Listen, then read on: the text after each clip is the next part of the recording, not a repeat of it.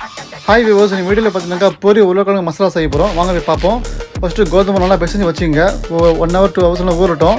அதுக்கப்புறம் பார்த்தீங்கன்னாக்கா நல்லா பெரிய உருளைக்கிழங்கு எடுத்துட்டு நல்லா கட் பண்ணுங்கள். தோல் சீவி குக்கரில் போட்டுங்க.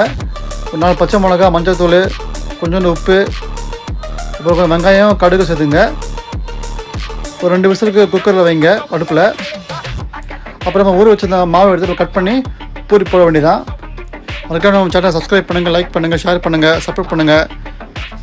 லைக் பண்ணிட்டு போட்டிங்கனாக்கா மற்றவங்க பார்ப்பாங்க. இது பாருங்கள், நம்ம ஊற வச்சிருந்தால மாவு பூரி சூப்பராக வந்துருக்கு பாருங்கள், பலூன் மாதிரி. இந்த மாதிரி பசங்க செஞ்சு கொடுங்க, பசங்க நல்லா விரும்பி சாப்பிடுவாங்க.